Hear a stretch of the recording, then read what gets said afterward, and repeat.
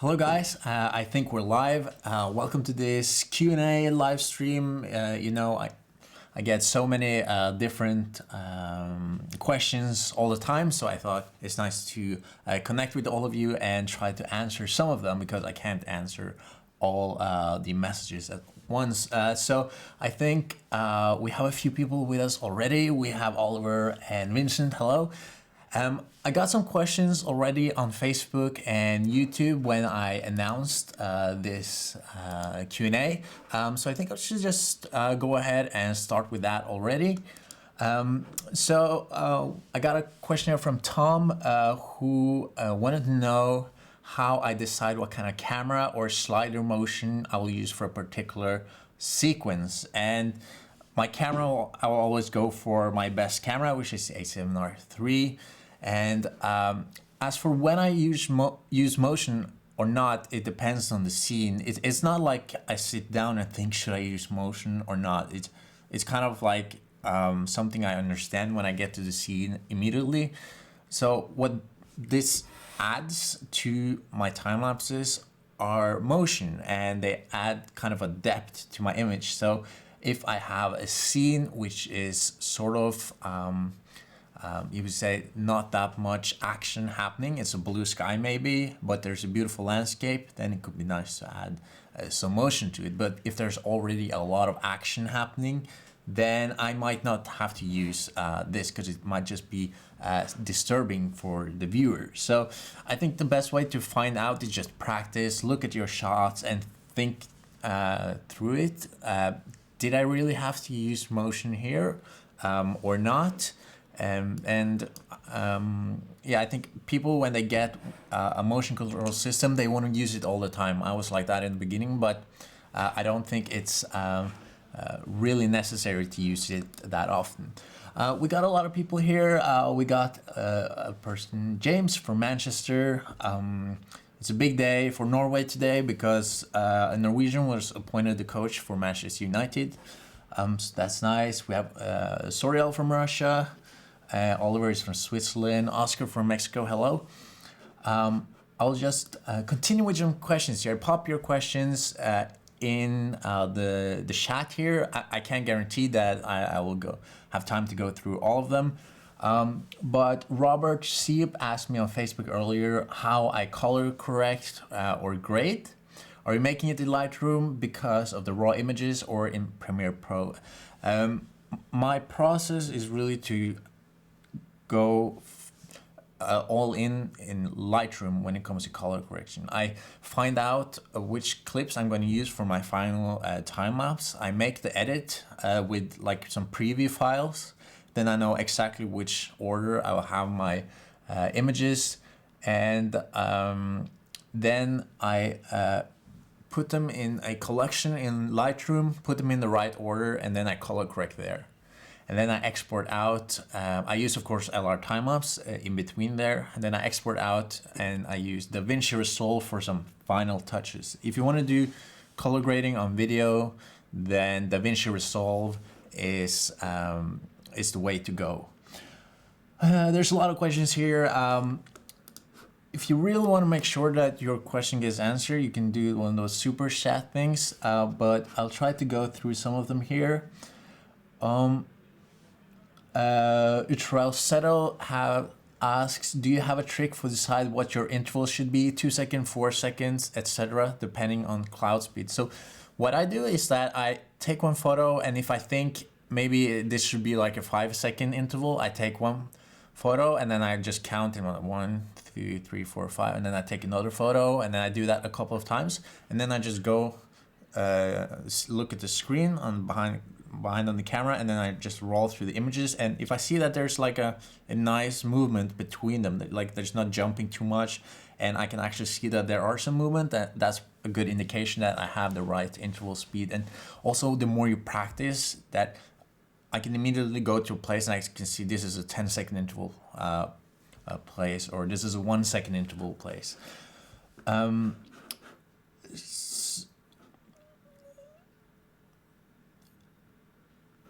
Okay, Levian asks, Why I did not adjust some of my shots in South America for the color temperature. I think I did. Some of them were too cold, I think. Yeah, but maybe you think that. I don't think some of them were too cold, but okay. Soriel asked where I will go in my next adventure. My next adventure will probably be to Algeria in January, but that's a commission project for a documentary, so I'm not really sure if you will ever see those clips. Then I have some plans for next year, but it's still in the making, so I'll come back to that.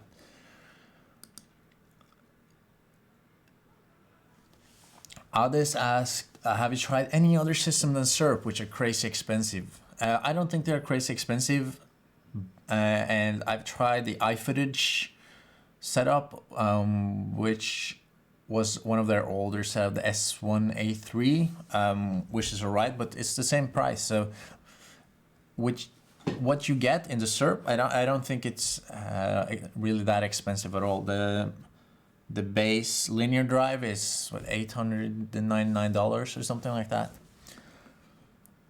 Vincent asked where I'm getting my music from. I get, for all my big time lapses, I get them custom composed by Yogar, which has been composing music for all my big time lapse sequences, like the 2 Norway films, The Forest, and the South America one. So I pay him to make the music. Total Nastoka comes with this claim or question: why do you call your time-lapse 8K when it's not 8K because of the aspect ratio? Don't you find it misleading? 8K means that you have a total of the horizontal pixels of about 8,000 pixels. So it doesn't actually say anything about the vertical amount of pixels. And 8K in this 2.35 to 1 aspect ratio is definitely 8K. Just go to Wikipedia and look up 8K and you will see that this is one of the 8K standards. It doesn't have to be 16:9.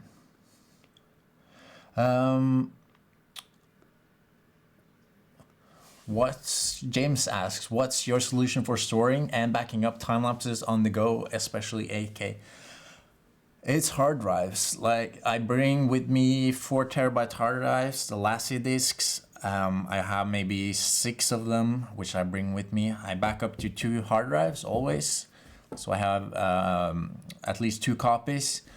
And then I just send some of them home sometimes when I get full. And then I keep some of them and buy new ones.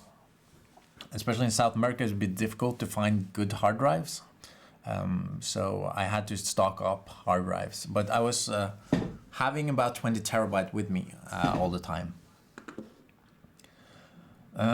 Robert asked pretty much the same question. My setup for saving all my raw data, which is hard drives, again, put them in folders. Someone here asked also if I do processing on the go, but I don't really do that. What I do on the go is I have with me a laptop, and then I copy the files onto hard drives, and then I do just organizing when I'm on the go. I put them into folders with specific namings and all that. I'm thinking about making a YouTube video about how I organize my files. It might come in the future. Jaimin asked why Iguazu Falls were not in my final video. Because I weren't really satisfied with any of the shots I got from Iguazu. Waterfalls are not my favorite thing to time-lapse because they're too messy, especially Iguazu Falls are extremely huge and there's like so much water and it's a bit messy even with a long shutter speed. So I weren't really satisfied with those shots, and I still haven't seen any other people who have gotten good shots from Iguazu. So generally I think big waterfalls like Iguazu, Victoria Falls, Niagara Falls, they don't really look good on in time lapse. Someone here wants me to go to Kyrgyzstan and Tajikistan. Kyrgyzstan is definitely on my list, and it has been for a long time. So it's definitely, yeah. Who knows when, but it might be soon. Do you sell your clips on stock sites? Yes. I do, but most of my transaction goes through my own, just like personal emails. I find that to be a lot easier, and I can get a better price there.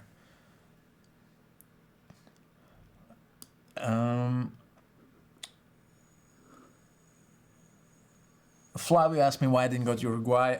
It was just logistics, and Uruguay looks like a fantastic country, but I didn't have. It didn't fit on my route. I went to Buenos Aires, but I didn't find, when I was doing research, these really cool places in Uruguay which I had to go to. So it looks certainly beautiful, and I love the football team. But yeah, hopefully sometime soon I'll go there. But it looks really nice. They have some sort of like a beach, desert kind of thing, which looks cool. But next time. Thank you, Atme. What's your ultimate bare bones equipment for solo travel? Sam asks. Well, for me, a time-lapse gear is never going to be like super small, but if I could bring maybe just the linear drive here, my Sony with, say, a 16-35 and a carbon fiber that will weigh less than 10 kilos, that would be a really good like start solution. The first half of my trip, actually, I only had the A7R2 with a 16-35 and the old Genie and a Genie Mini. I didn't have any other lenses, and it worked out pretty nice. But then halfway I decided to upgrade to the A7R3.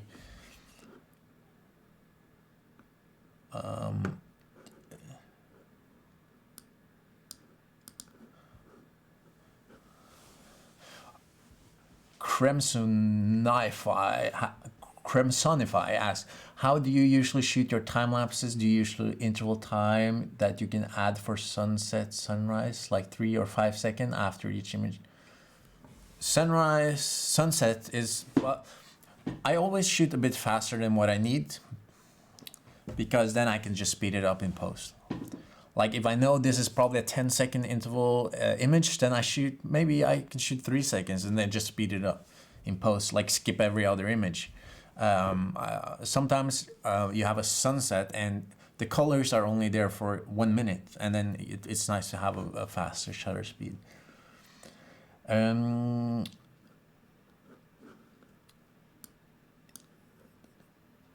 There's a lot of questions here. Okay. Sorial, where would you like to go? What places do you dream to visit? I really want to do something in Africa. That would be really cool.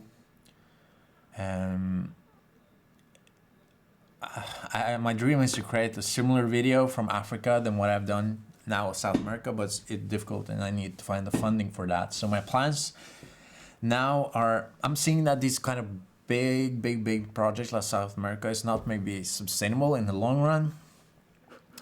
So I'm thinking maybe to do more projects more frequently, maybe just doing one country and then push out more content. If I've ever been to Sweden, of course, I'm born 30 minutes from Sweden. I live now 45 minutes from Sweden, but I haven't been too much like in the nature in Sweden. I really want to go up north to Sarek National Park, which looks really nice. Marcus Pedersen is asking what my render time for 8K videos are. It depends. There are several renders. You have the one time lapse, which would take quite a long time just to render out the TIFF files from Lightroom. But I think my final render time for the 8K video out of DaVinci Resolve was just 2 hours or something. Not too bad. I use this computer right here, the iMac 5K. Benjamin Bissinger asks if I do sunrise, sunset, or if I use bulb ramping or just aperture priority mode.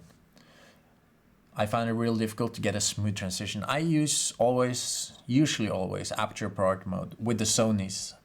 The Sonys are amazing at getting smooth images out of camera. When you use other brands, it's a little bit difficult, but most of it can be fixed if you're good in LR time-lapse, I think. So for me, not having to touch the camera and having to adjust the ISO it's a bit it's worth having a bit of flicker for me, and I can always fix the flicker in post.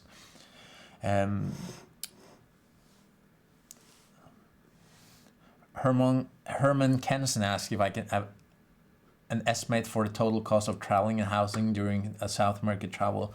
It's way too much. It's way too much.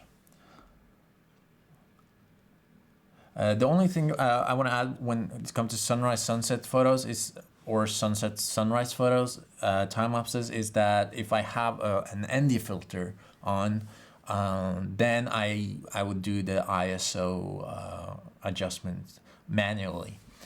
You can go out and check Syrp YouTube channel or my channel. In my playlists of tutorials, there's a sunset tutorial where you can see how I adjust the ISO manually.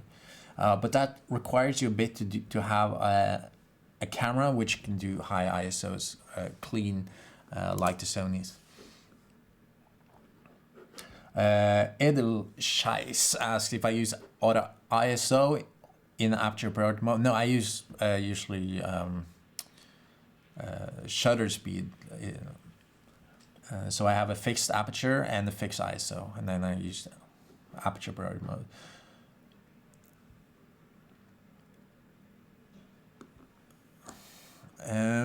Let's see here. James Simpson asked if I have a video of Northwest America and the Southwest. Would you do a video of Northwest in America and the Southwest? I mean, you're asking probably in the USA, right? Like Northwest looked really interesting with like Oregon and Washington, but there are so many landscape photographers there nowadays. I'm not really attracted to the places where there are a lot of other landscape photographers. Like if I've seen 1,000 images from a place, I don't really want to go there. In South America, I tried to find some hidden gems. Of course, some of them were more famous places like Patagonia, the Rainbow Mountain, but also a lot of the places where I haven't seen any photos before, and I really enjoy like finding those hidden gems myself. And on my first Norway video, I also found a lot of hidden gems, but they are now very like famous Instagram spots, and I don't really like that. Lubu Films, hello. Have you ever been to Germany? Yes, I have, quite a few times. I went to Berlin last year, but I've never been like time-lapsing there.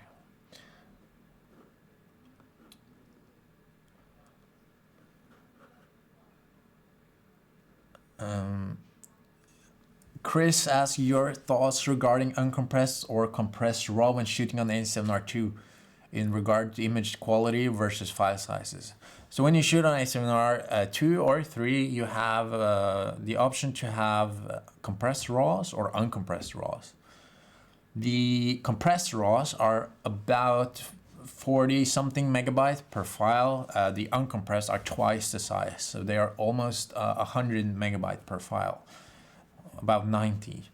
I usually always shoot compressed RAW because I haven't really seen that much of a difference. If there are some really challenging situations where there is really a lot of dynamic range or some really deep shadows, maybe I'll push it to uncompressed, but I haven't really done a scientific test, and I've just found that compressed is more than enough for me.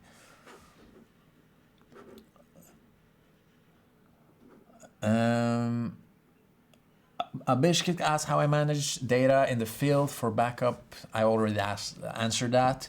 Also, I have a NAR box, which you can use to, if you don't have a laptop, you can plug in your hard drive and your memory card and just transfer without the laptop. And it's like this big. That's also a good solution if you're in the field. Thunder Studios, thanks for your question. What camera did you shoot all the episodes on, and did you bring a gimbal or were there stable shots with IBIS? I shot all the behind the scenes on the GH5, Panasonic GH5, which is an amazing camera, and I didn't have any gimbals. It was all shot handheld. So it's the IBIS, the in-body image stabilization is really good on the GH5, especially if you have a stabilized lens in addition. So it's pretty stable. I'm not really that stable when I'm filming, but with the GH5 it's pretty good.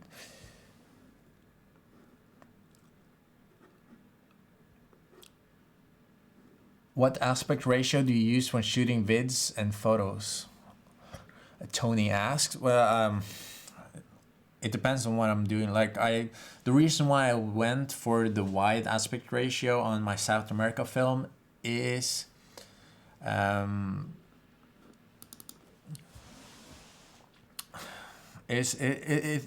started thinking that I was going to shoot 16:9, but then I saw the landscapes and I was thinking, these are kind of like wide landscapes, so I should shoot rather wider, and then have crop the bottom and top, because I felt like there was too much sky at the top and too much like foreground down there. So I ended up shooting a very wide image because I just thought it looked better and it fitted the landscape better. And then of course there are some shots where I wish I could use 16:9, but in the end I think it turned out fine.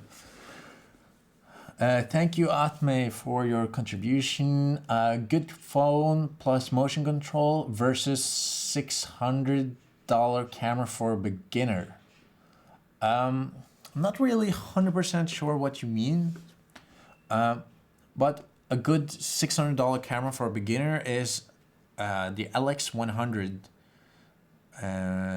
from Panasonic, which I did a video about a couple of years ago, maybe longer. It's a compact camera, but it's really nice, and it has a built-in time-lapse function. It's a really good camera to experiment on. The good thing about time-lapse is that you don't really need a good camera. You can shoot on a Canon 550D and you'll still get 4K quality and RAW, and any DSLR will do. Like, don't focus that much on camera. Just buy whatever you can. Buy something used and experiment. Good phone plus motion control. I haven't done too much time lapses on phones, so I can't really tell. I know a lot of you want me to do a time lapse on a phone, and I'm thinking about it. It would be really cool. I'm sure I could create something really cool just using a phone as well. Right now I have a pretty bad phone, like the iPhone SE, so it doesn't really have that good of a camera. But if I went with one of the better phones today, like the Huawei's or the new iPhone 10s, then I'm sure you could get some pretty good results. David asked if I'm interested in drones. I am. I had a drone. I have a drone. It's hanging in the under the ceiling in our office here because it doesn't work anymore. I flew it in Atacama and then in the desert, and it stopped working. But we have in the company I work with right now. I'm in our brand new studio now, by the way. We have a drone operator, so I don't do any drone work right now because I do it.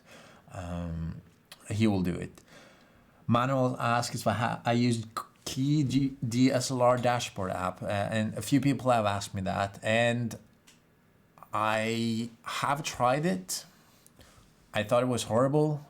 I don't see the use of having an app like that. Like, there are some functions there, but people are sometimes overcomplicated things. Like, just put your camera in aperture priority and shoot. Like, it's not that difficult. And then what you have to focus on is having a good composition, using motion control right, and not using it all the time, and then also doing good color correction. And also, what I see most beginner time-lapsers and even more professional time-lapse photographers, where they do the mistakes is in post-processing, because they don't pay enough attention. Like, I can sit for 1 week with one clip just to get it as smooth as possible. Lubafilm says, what do you think about the Lumix G80 camera? I haven't used it. I have the GH5, which I think is pretty similar in terms of like image quality. And I shot some really nice time lapses on the GH5. Like, I can't tell the difference between some of my GH5 shots and the Sony a7R III.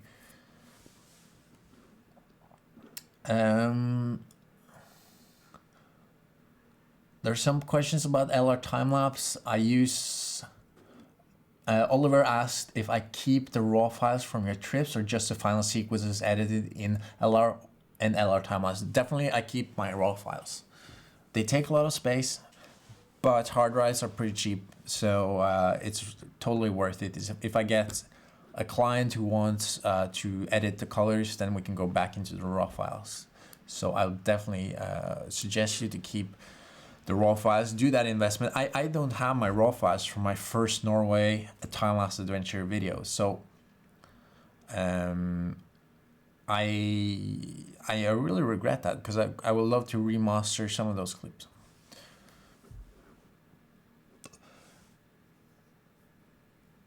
Grosser Jais is, how is it going planning a workshop? Any details out yet?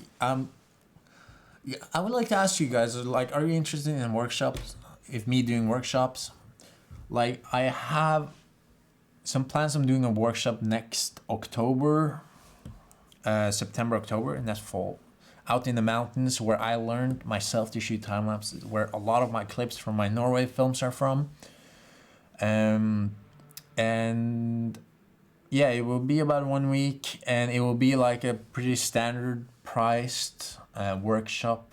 I'm thinking about 2,500 euros. So if some of you are interested in that, just send me an email. I'll come with some more details about it soon. But it's a really nice location.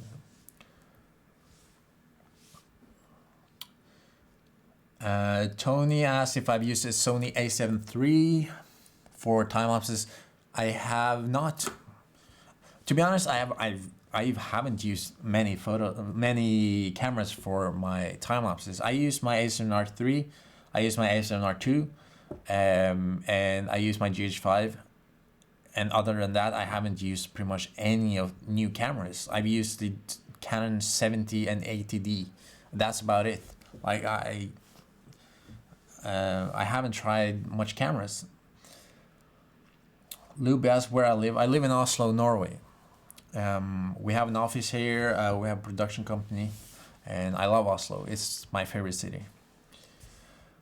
Levin asks, do you think time-lapse footage would look better in 60p, 60 frames per second? 90% of time-lapses would not. But then you have some time-lapses that would look better in 60p probably, and that's like if you do a bit faster pans and time-lapses where there are a lot of motion. My time-lapses are usually a bit more subtle. Like, I don't like the huge dramatic like urban stuff where there's people running around. So for my time lapses, I don't really see the use of it right now, but I could understand that in some situations 60p could be useful. Abhishek, is that how you pronounce it? Abhishek. Any plans to visit India? It's a pretty vast nation with a huge variety of subjects. Yeah, but like I have been to India before, actually, to Mumbai, but I haven't done any time lapse there. It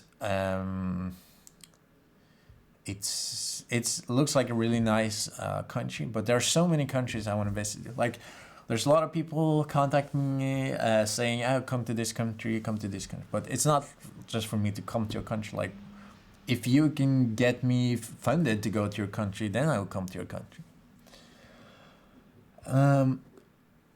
Jon Henning is asking, any thought of selling prints of your photography or just stick to video? I sell prints of my photography. People just email me and they say what print they want, and I sell prints from all my time lapses. Any screenshots, like any frame from it, will be able to print. Lubu asks again, which lens do you recommend for micro four thirds and night shooting? I enjoy a lot the 25mm 1.2 from Olympus, but it's a bit tight. Like it's a 50mm equivalent for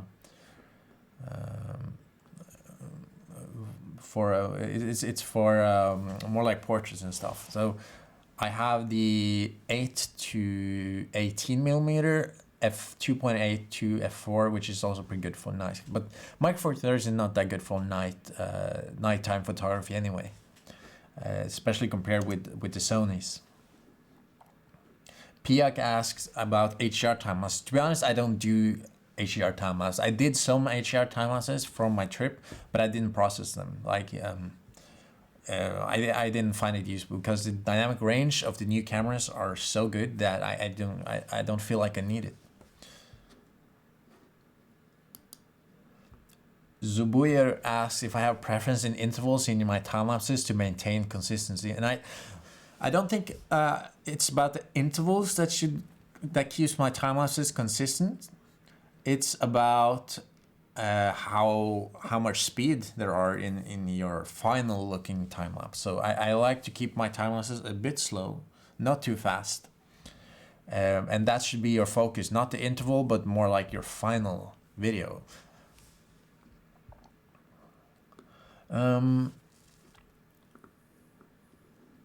What is the best all-around time-lapse and landscape lens for Sony E-mount in your opinion? A 16 to 35mm is always a very good range, and you have now the 2.8, which I haven't tried. I have the f4, which was alright, like it wasn't super sharp, so I would maybe go with the 2.8. Also the Sigma 14 to 24 is really nice if you want to go wide. Jacopo asked how I choose the thumbnails for my video. It's really about finding an image which is like representative of the sequence, and also an image which will draw attention, that you want people to click on your video. And I've chose my South America thumbnail because I thought it's an image which people are gonna like, and also it was an image which got a lot of attention on my Instagram feed. So I knew that people was gonna like this image. And Andy likes the lights in the background. Thank you. He's the one that put them up. Andex is sharing office with me. We have this production company together, and this is our new studio, and we have green screen and white screen backgrounds here, and now I just took it up to make it a bit more not so plain.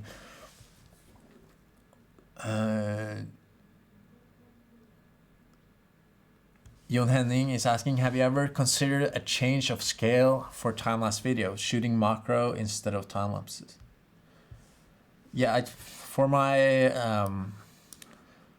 actually for my South America video, and also especially for my Seasons of Norway video, I did a lot of I did some macro shot, like the opening shot of Seasons of Norway is like really close up. But sometimes when you shoot close up, it just gets messy with the sun and stuff. So there's a reason why the big landscapes are more popular to shoot with time-lapse. It's because they usually turn out better.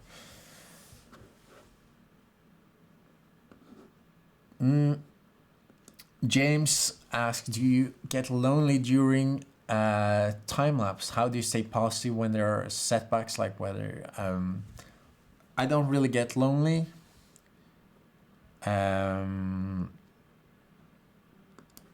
I do. I enjoy being with myself. I listen to podcasts, which is a nice way to not be so lonely. And I'm always, when it comes to like the weather, I try to always stay positive, but sometimes it's difficult, especially on my trip to South America. There were a lot of setbacks in the weather, especially in Colombia. It was difficult, but I mean, you just gotta. It's part of the game. You have to learn to cope with it. And I think the only way to learn that is just continue doing it. Like continue to get experience, and then you know how to get to know the weather, and you can maybe try to avoid the bad weather in a better way. Anti-clockwise is asking, who the hell is this guy? I'm Morten. I'm from Norway. I'm a time-lapse photographer.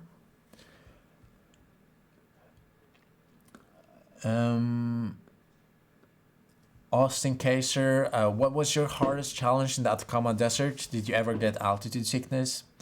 Yeah, I did get altitude sickness quite a few times actually. You should go check out my vlogs from Atacama, and you can see how it went.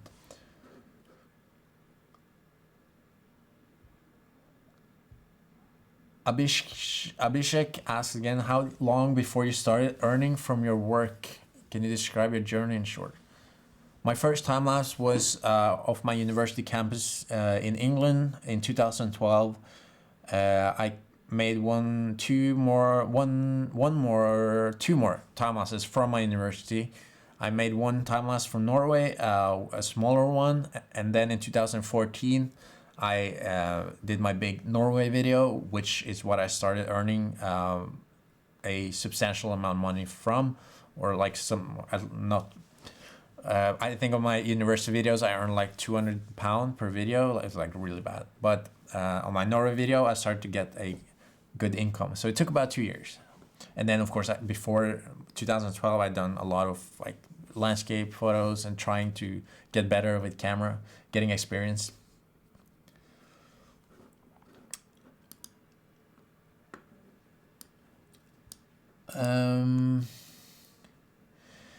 Daniel Asplund, hey, greetings from Stockholm. Hello, Daniel. Can you please give me a quick review of the Genie 2 pan tilt linear? What's the best with it? Anything you don't like? Any advices before investing in their equipment?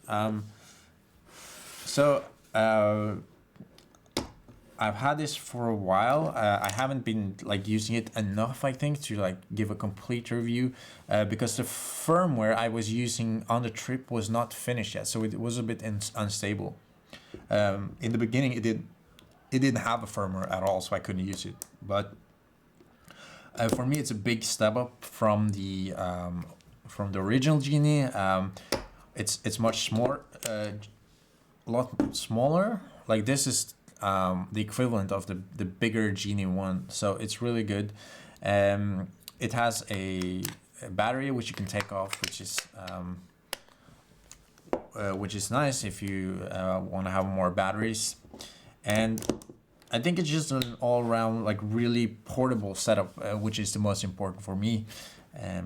If you want to see reviews, I think Matthew Vanderputte, which is also a time-lapse photographer, he did a good review on it. You could check him out. I might do a review on it in the future, but I really recommend it. It's a nice piece of hardware, definitely. Big step up from the Genie 1.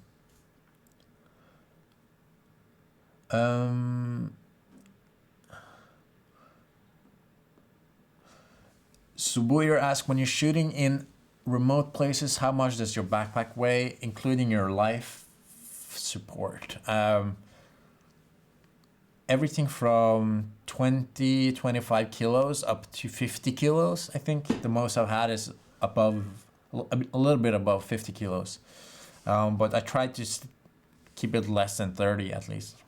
It's pretty heavy, but you know, you got to be a little bit fit in order to hike into the remote places. What university in England did you go to? I went to University of Essex. Grosser Jice asks, how do you actually make money out of your time lapses? Do you sell them or on stock sites or only with YouTube and views? I sell them on some stocks on Nimia, some of them, and most of them I sell through content, like clients. They come to me and they ask if they can buy it because they've seen it on YouTube.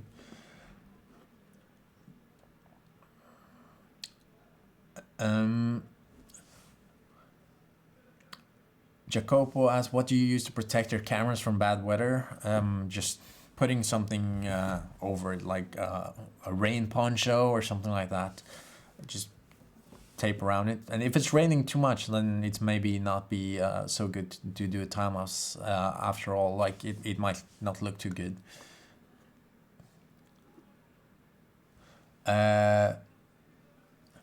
David Aguilar, hey David, how did you start getting sponsors like Syrp? Did you contact them or did they contact me?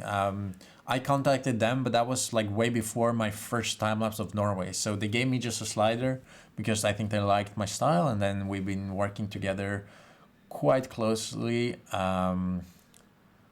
for 5 years now. So it's been a good relation, but I really like Syrp.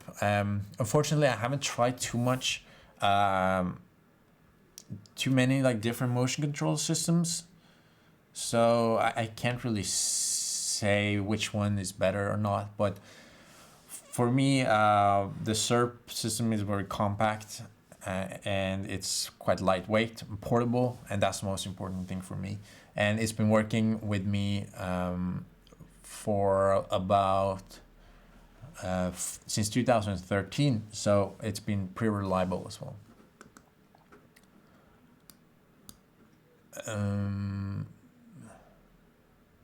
Edge says, which adapter do you prefer, MC11 or Metabones? I only have the Metabones, so I don't know. They work okay for me. Herman asks, what processor and gigahertz does your iMac have? I'm not really sure.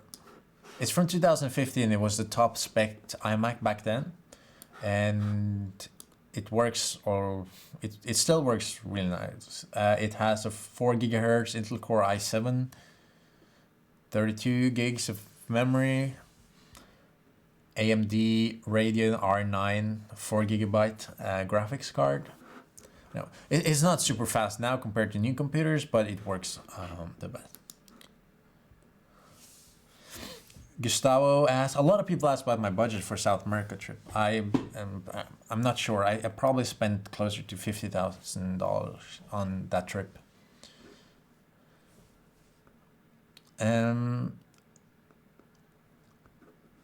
Explore the World says, hi, I really like your timeless video, but for me the music was not epic enough. Yeah, I know, because you've written about 50 comments about it already. So I know, I like the music a lot.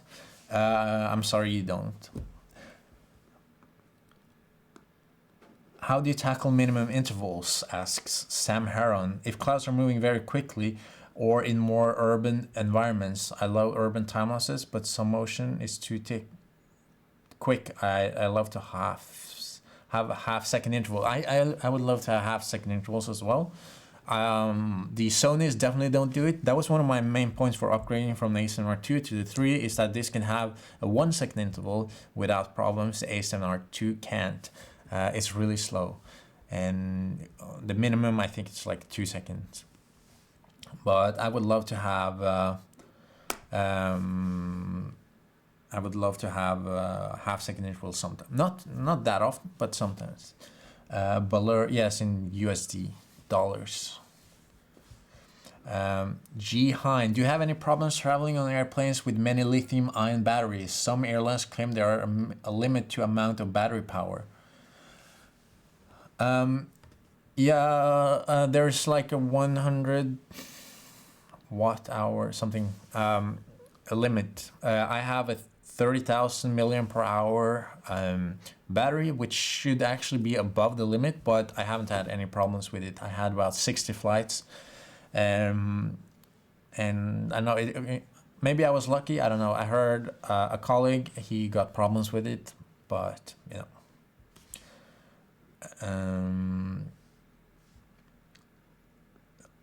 A lot of people ask me if I have any plans to visit India. No, I don't have any plans right now. Would it be practical for owning a low light camera like the A7S II for night time lapses? If you don't have any cameras, then that will definitely be a good camera. But for me, the A7R III is more than good enough for low light. I can shoot 6400 without problem with it. I think my opening sequence from the South America film is shot on 6400 ISO, and I think it looks pretty clean. Gustavo asks if I have any dates set for workshop in 2019. I'm hoping for doing one in September, October. So if you're interested, send me an email. You find my email on my website. Traffic coordinator. How much should a beginner time-lapse photographer charge? The very standard rate for not time-lapse photographers, but photographers in general, is about $500 a day. So I think that should be like where you should start. If you are not really that good, maybe you can start a little bit lower, but I think that's a good way to start.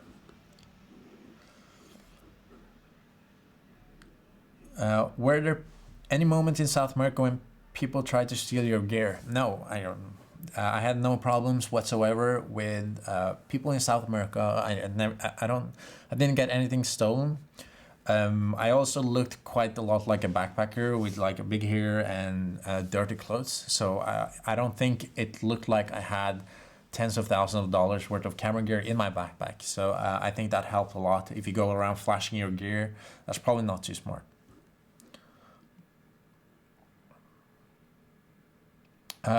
Connectionism asks, how do you deal with weather with no clouds? I've noticed play with shadows, anything else. When there are no clouds, I usually go with a motion control to add a motion to the foreground, maybe a bit of a pan. And then, as you say, shadows are really nice. That takes a lot of patience though, because they move pretty slowly. But I think having a motion control could be really interesting, and also focusing a lot on the composition and the textures and making sure you get all those stuff that's like not the movement of the clouds, because you don't have that, so you have to focus on other things. Aditya, which is the best place that you think you have ever visited? For me, is Roraima Mountain. You should check the vlogs from there. It's the most beautiful place I've been.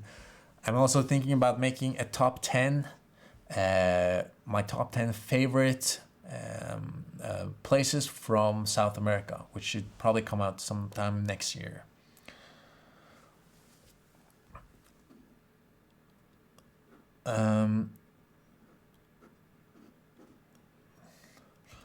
Sam Heron, I've been looking at the new Syrp stuff. The Pro slider seems really heavy. Any thoughts on it, specifically carrying it up mountains? I have the Pro slider, it's right here.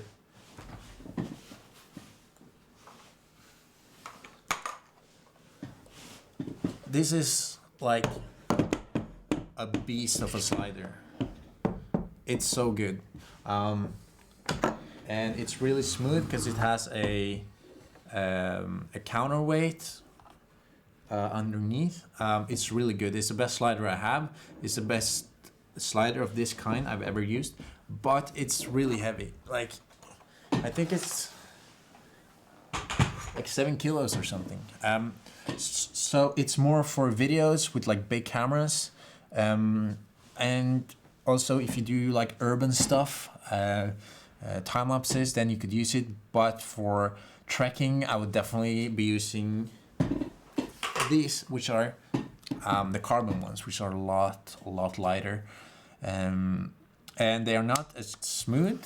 But when it comes to time lapse, you don't really need that smooth sliders. Like, this is fine.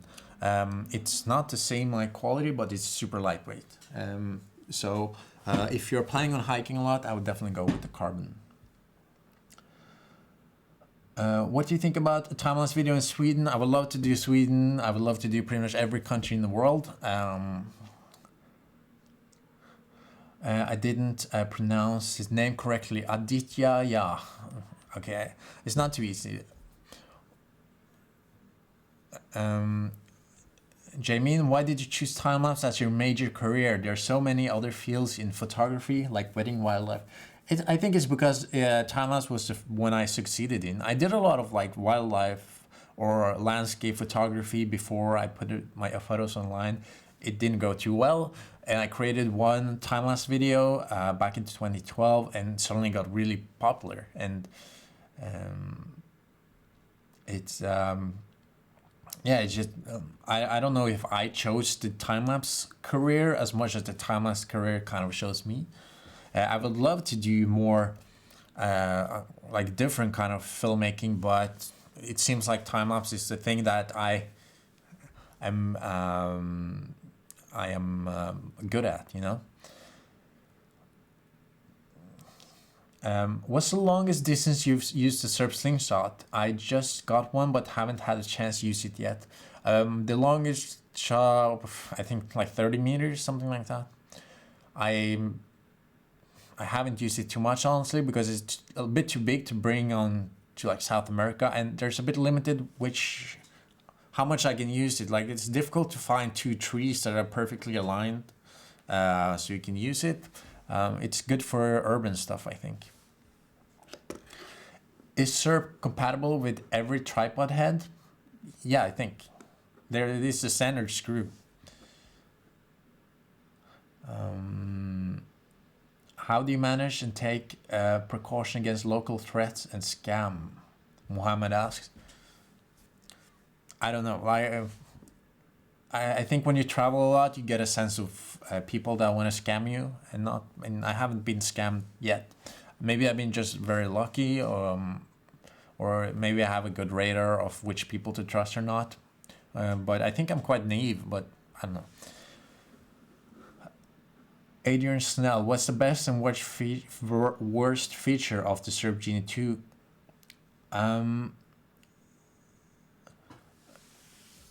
Well, the best feature for me is just the overall package, that it's so small and so light, and it fits pretty much everything you can need. Like, from A to B, you can have key points, you can have heavy cameras on this. The worst feature, I don't know, I think right now you can't use these two together without the phone. I would love to use it without the phone. You can use the panning head without the phone, but not the bottom linear part. So I have been requesting Syrp to make this available pretty fast, and they are working on it. So hopefully they will come with that feature pretty soon. Okay. I think you should have more footage from Mount Roraima in your final time-lapse movie. This place is amazing. In my final time-lapse, I had like five clips from Mount Roraima, which I think is quite a lot, like from one location. But yeah, it's very beautiful. I was only there for a few days, so it was difficult to get tons of different material from there. But I think I got some pretty nice ones. Rick asks, hello Rick, thanks for joining. If you do a 2019 workshop, have you been giving some thought to the agenda? Would it be in Norway or elsewhere? It will definitely be in Norway. It will be up in the mountains where I started to learn time-lapse. I have accommodation, so everything is pretty set. I have a schedule as well.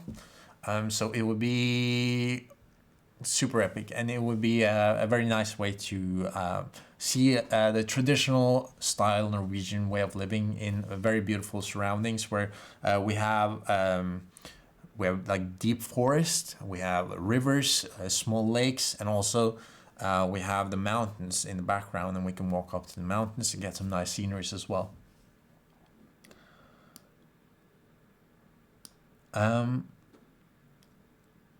ED8642, how did you plan the final video while you were in South America? Did you think about how all the clips will link together while you were shooting them? Yes, kind of. If you saw my vlogs, you saw that I did like a weird 3 last episode, which didn't make really sense geographically. That was like pickup shots where I saw, oh, I need to get some more beaches. I need to get some more like rivers. So I went on this trip at the end where I kind of got the shots that I was seeing that I needed to get. So I was trying to get as big of a variety of the South American landscape as possible into one video.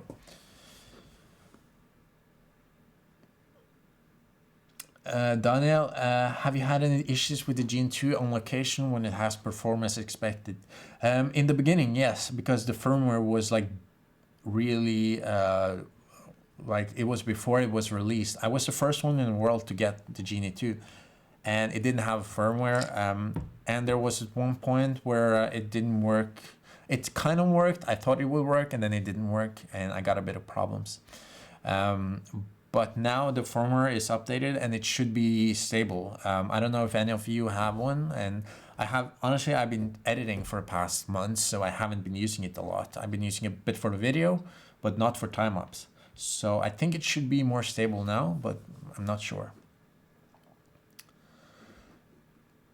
PC, hello PC. I'm new to the stream. Do you plan on buy the Nikon C7? No, I don't, because I have the A7R III and it's more than good enough.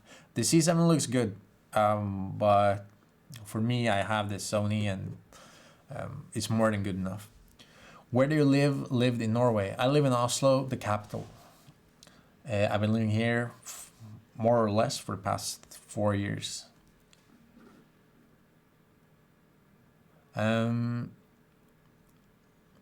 Which tripods do you recommend for time-lapse? I want to buy a few, but for around 200 bucks, I'll go for the B-free carbon or something like this first. I don't know. My tripods are a little bit more expensive. My suggestion would be just to get a tripod with good reviews on B&H Photo or Amazon, and just read reviews. I haven't used any $200 tripods, so it's difficult for me to say. But I have Manfrotto. It's always a good, reliable brand. I have Gitzo, which is more expensive, but of course a very good brand. Benro, I have a pretty, like a $500 Benro, which is really good. I've had a $200 Benro, which was really bad. So yeah, try to stick with Manfrotto if you have the chance. Levin asks how old I am. I just turned 25. Okay, it's been an hour. I think I should head back to my apartment, get some sleep. So, Frostbite, where did I grow up in Norway? I grew up in a town called Fredrikstad. That's where my parents live. How do you plan to shoot the sequences? Do you do a storyboard before the shoot, or plan it after reviewing all the footage?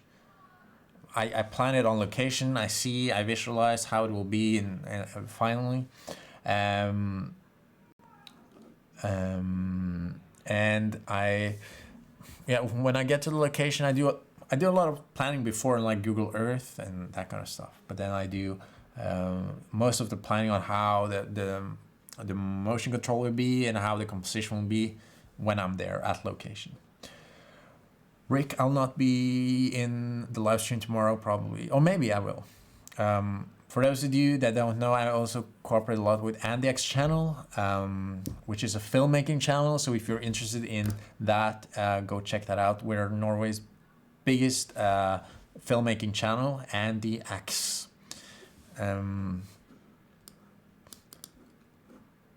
Okay, thanks Martin for joining. I see you around. Nice meeting you all. I hope to do a live stream pretty soon.